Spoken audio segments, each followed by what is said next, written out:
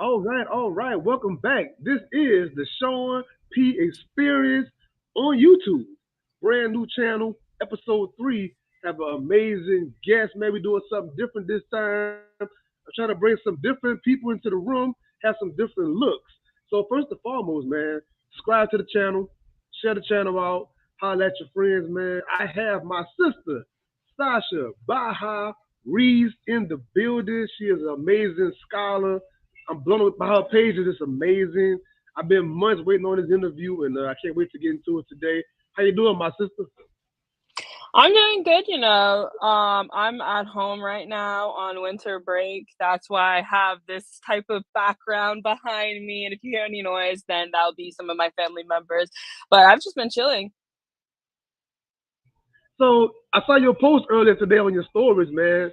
You go hard, and we get into that a little bit later. Your everyday life is crazy. So you're on break, and I appreciate taking the time on your break to come on the show and do this while you're hmm on vacation, man. I appreciate that. Yeah, Yeah, no yeah. problem. I love So talking you have about a strong what I back. do. Yeah, yeah. You have a strong background with learning and scholarship. You have a large passion for reading. My first question is, like, were you always a lifelong reader like this? Did you always love to learn and to share? And if so, how did you develop that and cultivate that as a young person? Yeah, so well, the funny thing was I was homeschooled as a child. So when my mom taught me how to read, as soon as I was able to read, she said I would just start picking up books that were within my reading level and read them because I was bored and that was a way for me to entertain myself. And from there, I've just always continued reading. So I've never, ever since I could read, I've always been reading. Man, I'm always so jealous of people that got stories like that. I am a late bloomer. I was in my hmm 20s whenever I started like reading passionately, like we do on Boostergram. I was a late person in that. So anybody I hmm read that read their whole life like that, I'm always like, man, you have such a background. I love that. So how were you academically? Would you call yourself as a child? How was that for you? You mean with reading or just in general? This in general. Just in general. In general. I mean, growing up at the time I did in the Bahamas, homeschooled was very interesting because a lot of people didn't homeschool back then, but there was a strong homeschooling community. So, like, my mom had us always interacting with families in that group, and like some of my best friends, we grew up together, and they were homeschooled as well. But also part of my love for reading, my mom had us, some of the curriculum that she had us do was literature based. So I ended up reading a lot for my for history and English and like social studies type subjects. So I feel like that also really helped foster my love for reading. Okay, okay. What's a very memorable book from your childhood? What's something that you read as a kid? Like, man, you know what? I remember that book. It set me off. I love it. I go back to it sometimes. What's that for you? Okay, so this isn't from school books, but when I was younger, I read and reread the Anne of Green Gables series by Elliot Montgomery. I think that is like for me, my parents gifted me the box set series, and that was like so vivid in my memory. I think that was probably the first gifts I got as books, and then also Little House on the Prairie. I feel like that's a common experience for a lot of like girls. Reading those books over and over again. They just happened to be like on the shelves. They weren't necessarily for school, but I just ended up reading those over and over again. And the funny thing is that like the Little House on the Prairie series, they also have like expanded books about her mom and her grandma and her great grandma, and I ended up collecting all of those as well and reading them. That's just how in love I was with like that series at that time.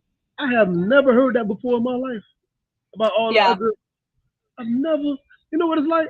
The Color Purple, right? Which is out right hmm now. Very famous. Yeah, yeah, I yeah. didn't realize that Alice Walker had other books like that hmm extended beyond the Color Purple until I read it a few months ago. I started looking on Amazon like, wait, there were other books, like other stories to this. I never heard that. I find it Yeah, interesting. I think it's funny, yeah. So you are now currently pursuing your PhD, which is a big, big Mhm. deal, right? So you're taking a PhD in history. You have a strong focus on runaway slaves in the urban environment. How did you come Mhm. to this specific topic of interest? How did you get on that history wave that you're on right now? So to get up for me getting on the history wave, obviously I've loved reading since I was a child. Historical fiction has always been my favorite subject. And so from there, like when I was going into undergrad, I knew that I was probably going to pursue history, but at that time I wasn't exactly sure like what can you do with a history degree besides like teaching because at that time I really didn't want to teach. Um but I was just like, well, I know this is what I want to do, and I know this is something that I'm passionate about. And from there, I've just gone forward with history. But for the topic of urban slavery, it was actually a few different things. That wasn't like my original topic at all. Or like it started when I went to my master's program. I wanted to do migration and immigration in the Bahamas and looking at how different people groups have influenced the Bahamas because we have a good population of Jamaican, Barbadian, and Haitian immigrants that have come like throughout our time period, besides other immigrant peoples who have influenced our culture to a great deal in our country and where we are right now. So that's what I wanted to start off with. But then the classes that I was taking in my master's program and the books I read outside of those classes really steered me towards slavery because I was kind of resistant towards writing about and studying enslavement, not for any particular reason, but because I felt that like that subject had been looked at the most so far in our history. And while we do have a lot of literature on that subject, there's still a lot more to be said about it. But a specific class that really, really sealed the deal for me was comparative slavery. It's a class that I took in the spring of my first year of my master's program, where the professor had us reading books from all over Latin America and the Mediterranean. And so we were reading from different historical, like, writing. So, like, we were reading like legal historians, political historians, social historians, cultural historians. And that was a great experience for me. All those books that we read have been very influential for like the questions that I've asked and the like just really made me think about what else hasn't been answered for us. And like within that class, I was like, okay, this is what I want to do because at that time, as and still as of right now, besides I think my work, really nobody has really talked about the specific differences between urban enslavement and rural enslavement in the Bahamas, and then highlighting like the social connections and the transnational influences that these people had and received. Man, that's and you always post. And I want my audience to understand this. You always posting that your class books. Y'all read some very Yeah, interesting books. I'm always like, yeah. what was that when I was in college? Like, I would have loved to read those books when I was in college. Like, that's amazing what you're reading and doing in there, and just the topics that you're studying is so interesting. I love that. I really love that. Yeah, yeah, thank you. So I want to ask you, when it comes to the Maroons specifically, I've been reading about the Maroons a lot lately. And Jasmine Ward book, Let Us Descend, which is a recent book, getting a lot of Mhm. critical acclaim. There's some things about the Maroons in there. And Maurice Carlos Ruffin book coming out in February called American Daughters. Some things about the Maroons are in there a little bit, kind of alludes to it. So tell us about the Maroons a little bit, if you can, for the audience that's listening. They don't understand what the Maroons are. Are they misconstrued about it? Tell us a little bit about the Maroons. Yeah, so, what I've seen in my studies is different scholars view the word maroon or marinage, in different ways. So, traditionally, there's, like, two definitions: petite marronage and grand marronage.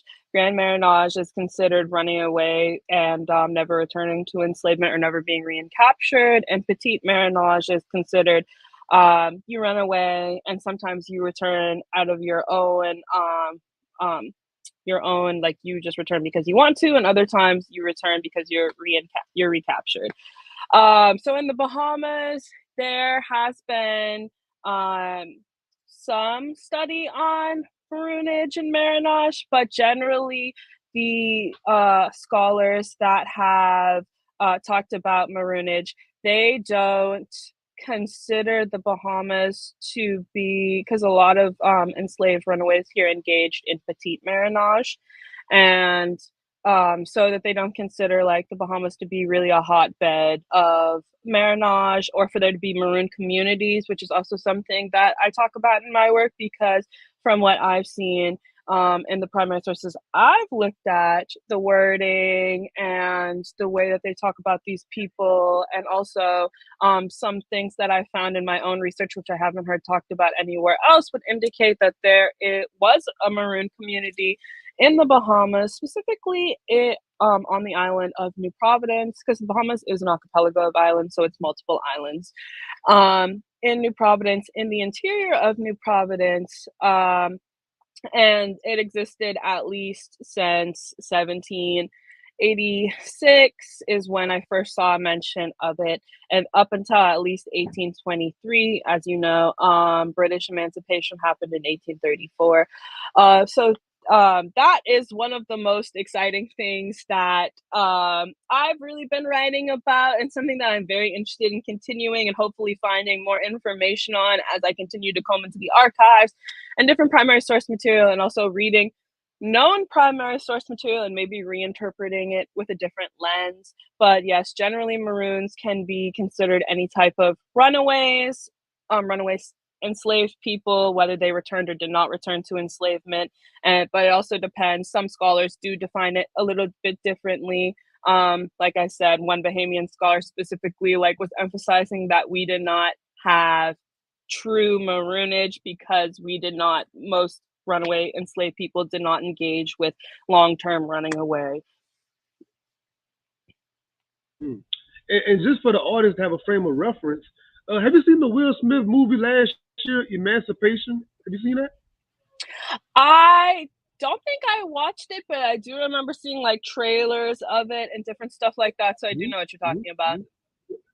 Yeah, I know. Unfortunately, last year it had the whole Will Smith slap thing happen, and it really put a damper on his amazing book that he wrote. First of all, the Will Smith book is amazing, but second of all, the movie Emancipation, a lot of people didn't support it because of how they felt about the whole slap. But anyway, during the movie, he is a maroon at one point, and he is out there in the Everglades dealing with the swamp, dealing with the alligators and whatnot. He out there trying to heal himself with the trees and the leaves and the roots and herbs and things like that, trying to go and steal food from the different plantations or whatever. Like things you read about the maroons, he was doing in that movie. So anybody out there watching it to get an idea of what we're talking about right now with the maroons and some of that life. Yeah. And I mean, also throughout the Americas, there were big maroon communities in Jamaica and Brazil, also in the US South, in I think it's the Carolinas. There's this swamp area. What's it called? Marcus Nevis has a book on the Great Dismal Swamp and maroons in the Great Dismal Swamp in the American South. That's a pretty good book that also talks about American maroons. It's a book I'm reading right now called something like Slavery Exiles or something like that. As a matter of fact, Jesmyn Ward refers to that book whenever she was doing her work on Let Us Descend for 7 years. But she was always referencing back to that book about slavery exiles. It was on sale, on the Kindle sale early in the week, and I've been digging through it all week, man. So I've really been digging through it. Yeah, I'm loving it. I'm loving it. I want to go into this, right? So because of your studies, you're always digging in the archives, you're doing this massive research, digging in your records. That really, really got me drawn to your page. So give us lay people some tips, suggestions, and advice about like doing research. A lot of us here in the room that's going to watch it, we're writers and we're Mhm. scholars. We just love doing that kind of thing. So you're like an expert at doing this. Give us some archive advice. Save us. What's funny is I still feel like I'm very much like a baby when I go into the archives, and like me and some of my classmates were talking about it in class one time about like our archival experiences and the first time we went into like a physical archive and like how intimidating they can be. And I do think whether you're doing research, going into a physical archive or a digital archive, but specifically when you're going into a physical archive, it's important to kind of have a plan and know about what's already in there. Now, depending on what archive you're going to, you might already be aware of like, oh, they hold like XYZ files, and I know for sure I want to look at them, but I would also probably talk to the archivists that work in there day to day.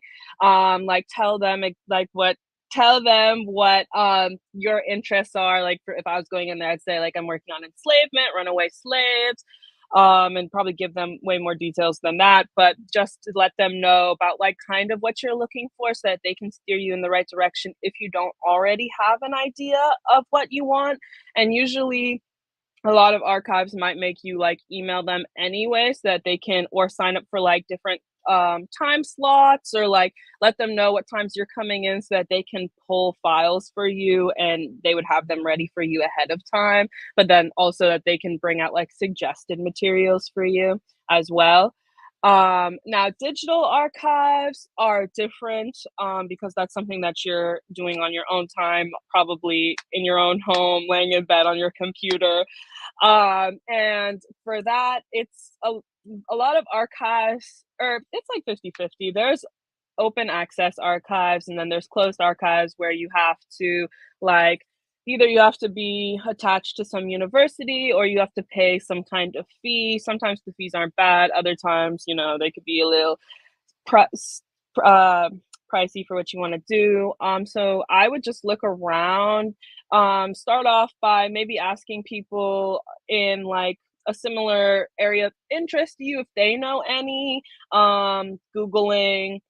My favorite that I always like to recommend is the Digital Library of the Caribbean. That's open access, and multiple libraries and universities in the US, in Latin America, and in the Caribbean donate to the Digital Library of the Caribbean. And you can find there's some amazing things on there. Like you could fall down a rabbit hole on there. I've done that multiple times. I've downloaded like 2 or 3 full books. One book that I had never even heard about before. They have anything from newspapers to photographs to full books.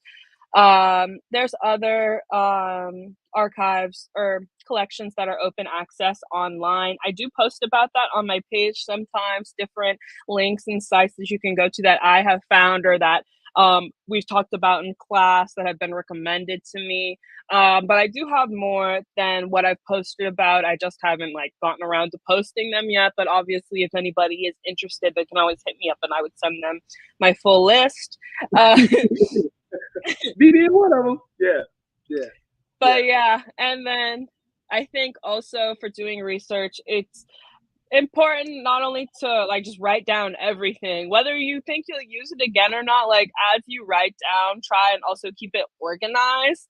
It's so funny because like we talk about this all the time in classes. Like you'll see a great quote or like a great point that could go with like your research, and like you might write it down but you didn't write the page number down, or you didn't write what author you got it from, and it's gone when you come back to it. Like the likelihood of you finding that is like very low.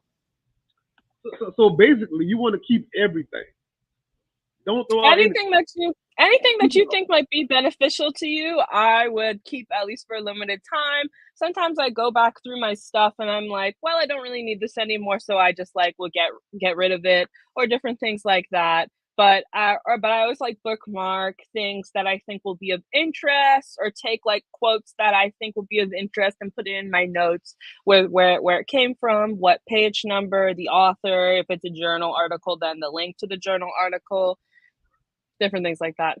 I want to kind of pair the archives with the actual like the library in most of our Mhm. areas, access to the library, right? Oh, And yes, most, yes, yes. I'm sorry, yeah. Oh, So, no, no, so no, you can go on. yeah, so most libraries have, how do I say it?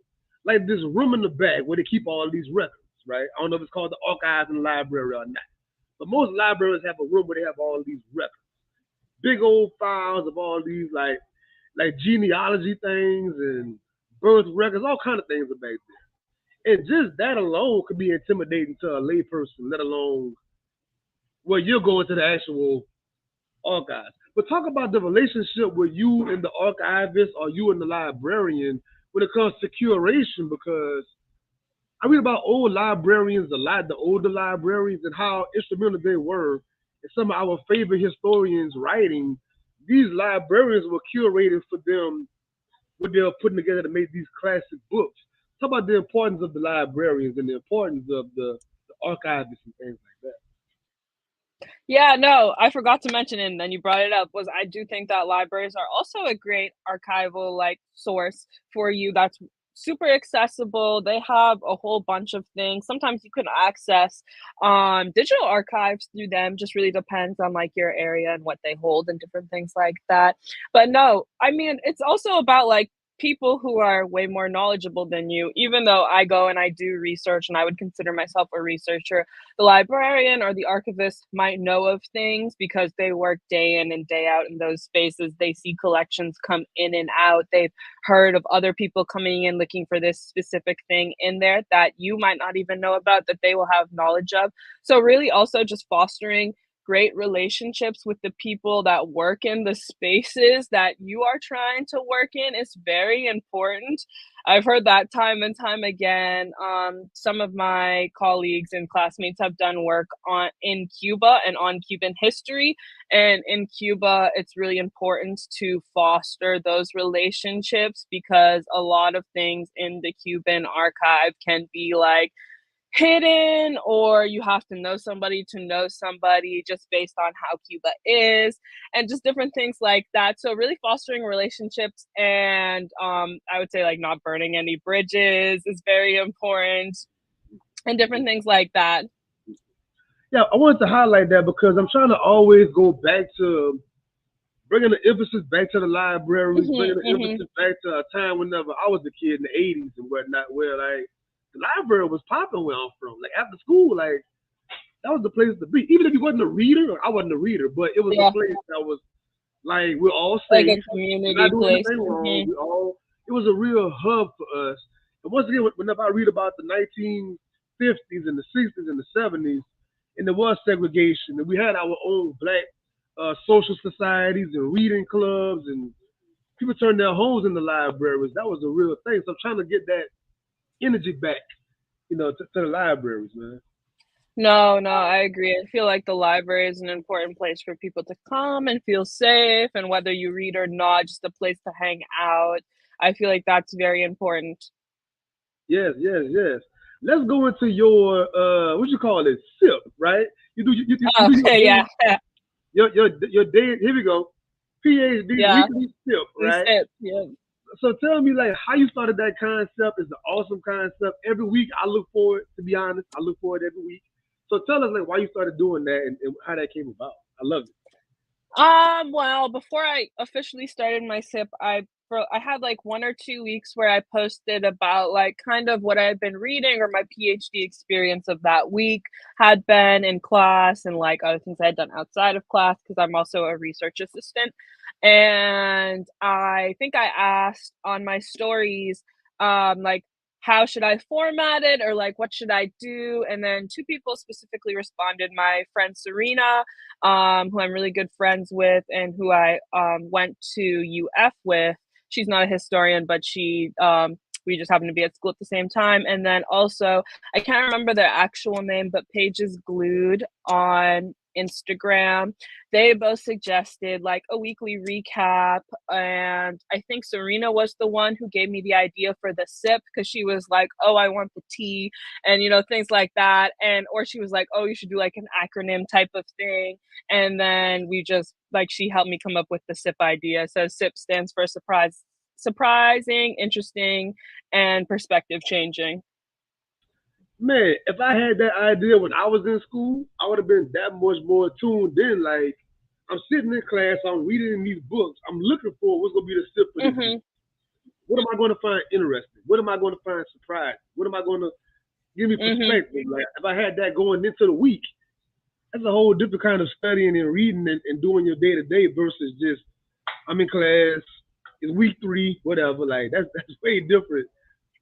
Being a student, you know.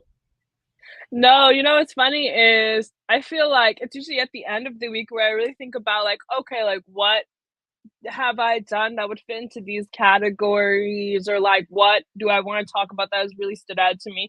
But I found that like my weekly recaps have actually helped me like rethink and rethink about the stuff that I've learned that week. And maybe like sometimes as I'm writing about it, I start to think about it in a new way. And I'm like, wow, even in class, I wasn't thinking about it like that.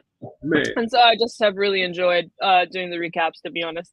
for anybody watching this video, whenever you're going to see this video, go to her page, buy her reads, and just scroll. Like, she makes school look so interesting and fun.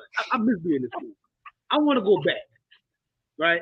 I want a PhD personally. I have a master's degree. Hmm. PhD is up next. But like just watching your page, watching the day in the life and things you be doing like that, I'm always like, it's fueling me. It's fueling me, you know. So I, for one, I'm looking for it every time.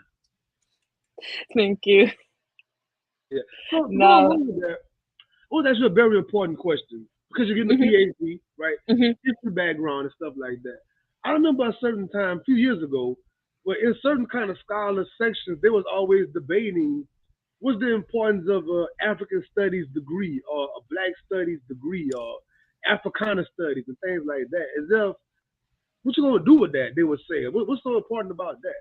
So, what do you think about the degree in history and your plans on it? You know, after school, what are you pursuing after that? You know, would be the question. I feel like whatever you study, whatever you choose to do to put your mind at is like if you think it's important, then it's important.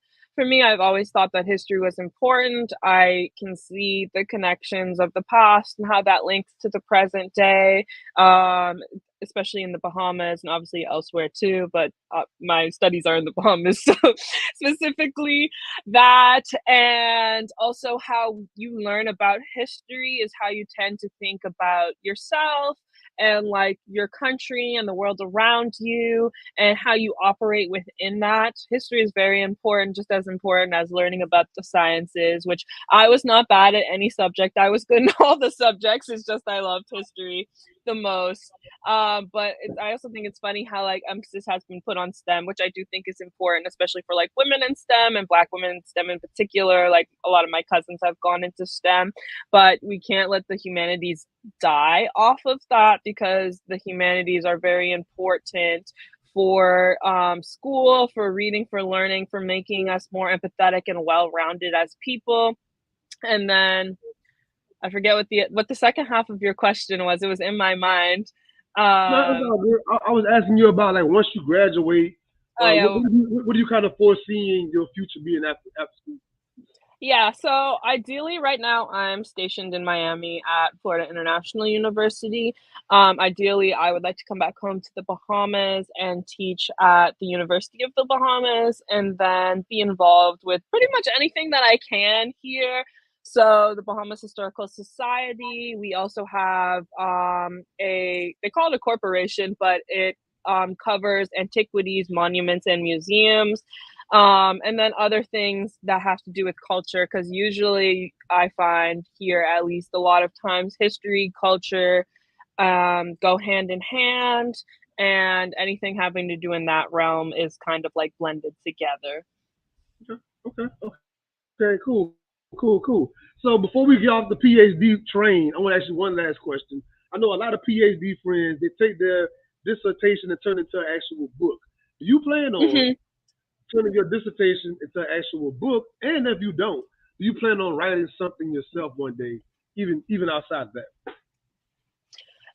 It's funny because before I started my PhD or my master's, I thought about writing a book, but I don't know if it's like self doubt or if it's just like to write, you have to really put yourself out there, and like writers work hard for their work. And, like I do write, but when I think of writing, I tend to, I guess, to think more about like me writing fiction and not so much as nonfiction. But now I really like, oh gosh, I can't remember their name, but they do, or how to pronounce their name, but Clark, he does, he's written Ring Shout and The Black Drum Gods, and he's actually a Okay. historian too. So writing Yeah. speculative fiction like that, I feel like would be very fun for me. But with Yeah. inside the PhD, the goal would be, yes, to publish my dissertation, and then probably also publish like journal articles, and hopefully have more than one book under my belt by the time I pass away. But Don't say just it like that, but writing, yeah. just writing academic work or nonfiction work, Yeah. but then also I think blending it in to be, because I like writing stuff that is understandable to academics and also the general public. I want to do like public facing work.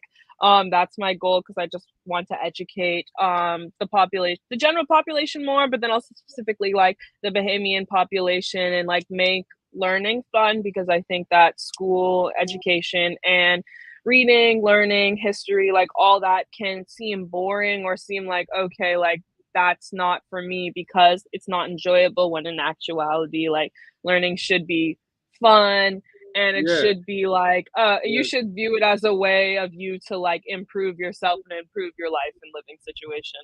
Wow. That's amazing. That's amazing. So let's go to Bookstagram. Take your PhD hat off and go to Bookstagram. So, despite your crazy day in the life schedule, you still managed to read almost 90 books this year.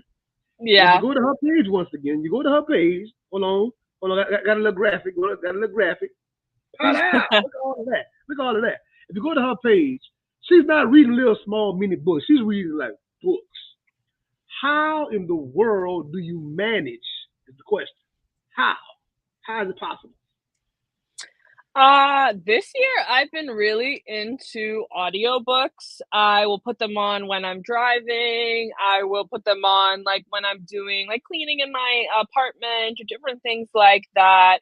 It's funny because when I was home for the summer, I was listening to audiobooks a lot while I was driving, and like my boyfriend would come in the car and he'd be like, like, do we have to listen to this? Can't we listen to music? But then after like the first few minutes, he was hooked too. And then so I would still continue to listen to it without him. Then he'd come back and be like, what happened? Like, catch me up on like what's going on in the plot. Like, so funny. So I I'm find that liking that. like no I'm matter, liking that. Okay. exactly. So no matter what I do, like I'm listening to audiobooks.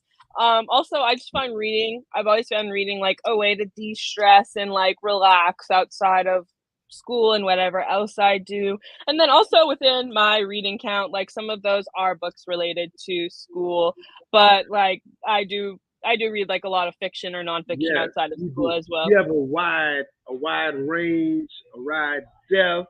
You were showing some of your bookshelves over there when you first got home for the vacation, Yeah, man. Showing some of your, you have a crazy range, crazy depth yeah, of you can see some of healthy, them up healthy there right reading. now. Pardon? Yeah, yeah, you do. No, no, no. I was saying you have a healthy range in the Yeah. depth and things like that. What are some of your favorite like genres? You like why? So what's some of your favorite go-to genres?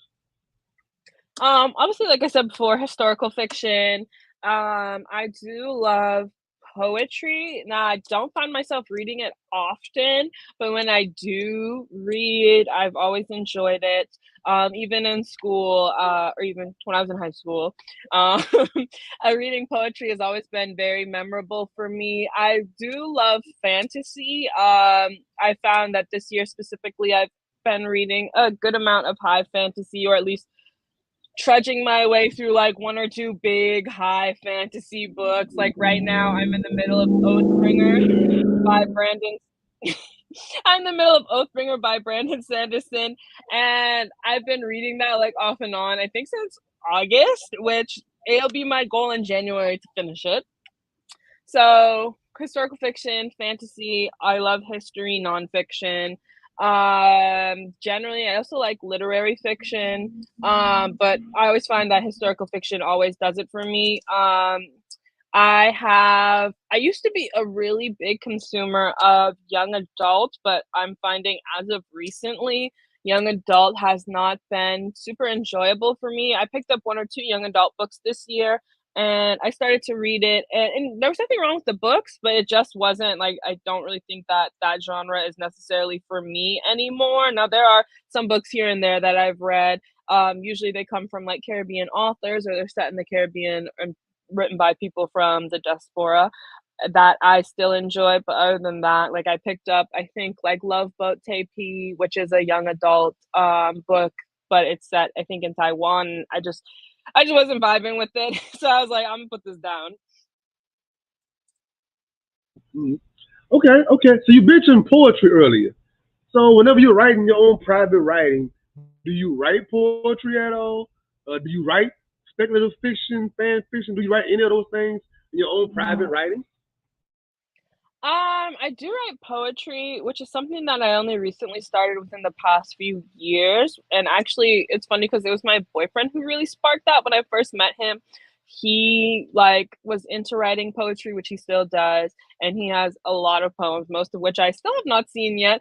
But he is really into writing poetry, and that got me thinking about like I used to write poetry like when I was way younger, but then I just kind of stopped, so that kind of sparked it up for me again. And then I don't really write fiction like that. Sometimes I have ideas like while I'm reading like my history books or different things that I will be like, oh my gosh, like this would be like a great like short story or like something to have in a book. So like I'll jot it down or like put it in my notes, but I haven't like fleshed it out yet or gone as far as to like, outline like a book or something like that. And then obviously for nonfiction, I mean, I feel like you can consider the papers that I write in school.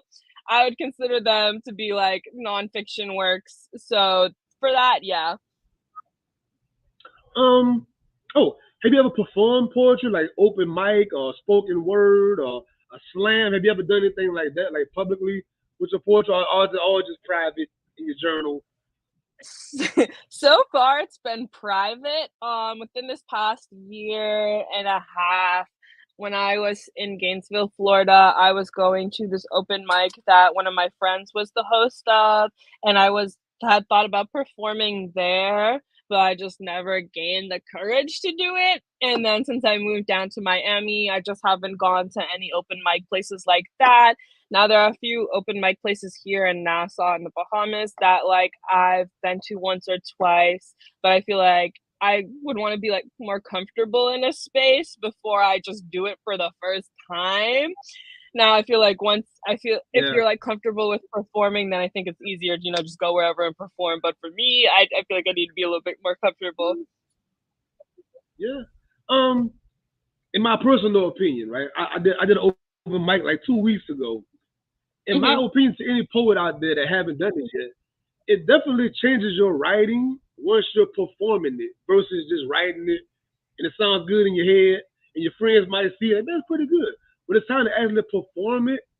You're trying to have the spaces and the beats and the rhythm and the cadence. Like, Hmm. wait a minute, I gotta take this word out. I gotta add a word in. I gotta space it different. Like I'm literally sitting there editing my poem before I go up. I'm editing Hmm. in real time. Like, wait a minute. Now I'm saying it out loud to myself. Like, now I gotta change this. So Hmm. I really encourage people to actually go and try to perform their pieces. I think it'll help to shape your writing. Is my point. No. I think that's interesting too, which is funny that you say that because I find a lot of times, like, whether I'm reading poetry, I love to like just read it out loud. I feel like it's a more different experience than reading it in your mind generally because I Mm-hmm. feel like poetry is meant to be read out loud or aloud. And I definitely think that, yeah, I get what you're saying, that it Yeah. really enhances like whether it's your own craft or just like the experience of reading it. Yes, ma'am. Yes, ma'am. Before you get out of here, I want to get into you being a student, a college student athlete. I mean, oh my God. So let's rewind it back. You say you were homeschooled and things of that nature. So were you very much into sports like early in your life? Like were you deep into sports way back since you was a kid? How did that all evolve? Like, tell us about that. So my parents were actually track athletes. My sport is track and field. My parents were track athletes. I've always wanted to do track. My parents didn't put us, I'm the second of like 6 kids, but my parents didn't put us in track until I was 12 or 13. And here in the Bahamas, track isn't attached to high schools. It's more track clubs. So we joined a track club, and I did track all throughout high school. I made a lot of national teams for track and field. And then I got a few scholarship offers, but I went away to school on scholarship, and I did track all throughout undergrad, and then my first year of master's at the NCAA level. And then since then, for the past year and now this upcoming year, I'm doing it post collegiately, as we like to say, or like semi pro. And it's different. It is different. I think it's already hard when you're going off to college and you're trying to adjust, and your sport can make it both easier and harder. It can make it easier because you have, like, I would say, more of a built-in community readily available for you within your teammates. At least that's what I have found. People who are willing to, like, you're forced to hang out together, so you will create connections versus freshmen who come in and they might feel like they don't know where they belong. They're not sure where they fit in, what community are they with. And then it's also harder because there's more demands on your time. There's more required of you. Especially as a freshman, you're coming in and you have to do study hall. You have to go to practice, which is running and lifting weights. You have classes. You have to maintain a certain GPA, and different things like that. So I think finding that balance between all those things that demand of your time, and then when you're in season, you're also traveling. And some professors never seem to understand that I'm not going to be here, and I have a proper excuse for why I'm not going to be here. And yes, you have to make accommodations for me because it's required. And I've had a few professors that have not understood that, or it's been like a battle to go back and forth with them. But I think it's always important to know, like, I have a right, and like, here, read the paper, and like, you have to follow it, and different things like that. But it's an experience just like any other. Yeah, I think as a person that's a lifelong athlete myself, lifelong lover of college sports, a lot of people, until you watch a day in the life of an athlete, that you do those videos, like, to see you from the time you get up in the morning and you're getting ready and you're going to class, you're in between class, you're going to the archives, you commuting, like, just the whole thing, and still make amazing grades and still perform, is like, that's very grueling for anybody. It's a grind for anybody. Definitely respect the athletes for sure, man. No, for real. And this past year, when I was at UF, I was an athletic academic tutor, and so it's very interesting to see other sports and how they operate. Like, I tutored some girls from our lacrosse team, other people on the track team once I was no longer a part of the track team, and then boys on the football team. And it was very interesting to see, like, how they had their schedules set up and like what was required of them. And definitely some sports demand a lot more from their athletes than other sports, generally from their time and how they have them structured. But it's very interesting. My little cousin right now goes to Grambling State University here in Louisiana. She's a part of one of the baddest bands in the land. And people always see the battle of the bands and the halftime shows, but they have no idea, like, how many things they do way beyond that. Yep. Like, they're going to the White House for the president. They're going all to New York. They're traveling all over all year long, but still have your class demand. So just watching her and how she living her life is like, it's a whole different appreciation for these college students and what they're doing and what they're providing for us spectators. Like, it's an amazing sacrifice, and I appreciate it for one. You know? Yeah, no. I could definitely imagine because I used to be in band and orchestra in Wow. high school. Yeah, Hey, and, you're a jack I of was all doing trades, man. at one point, I was doing a lot. My mom used to drive us around to a lot of different places, so honestly, shout out to her, and, and I could imagine the demands of being on a college band and how what that requires of you and everything. And yes, traveling, you're not only are you tired from traveling, but then you still got to do school. You still got to have assignments that come in. It can be a lot. Yes, ma'am. Yes, ma'am. Well, that is our time. I am on point as I promised I would be, respecting your incredible time. So, thank you very much for your scholarship and what you do. I know as a content creator, sometimes Hmm. the clicks don't come and the comments don't come and feel like, why am I even doing this? Why am I even Hmm. putting this together? But I want you to know that one person in the world are watching your page like a hog, and I appreciate your friendship and your scholarship. Sure. No, I appreciate that. I always love when people come and tell me like, "Oh my gosh, like I love like this series that you do Yeah. or like this post." Yeah. And sometimes it just comes out of the blue with people I've never interacted with and like that's really the most touching things to me. Yes, ma'am. Yes, ma'am. So enjoy the rest of your break. Keep getting that rest and have a good day. If anybody watching this, Thank I have you. another show coming up in the next 20 minutes. I'll be right back with the next Sean P Presents. Thank y'all very much. Enjoy y'all Friday. Peace. Thank you. You have a good day.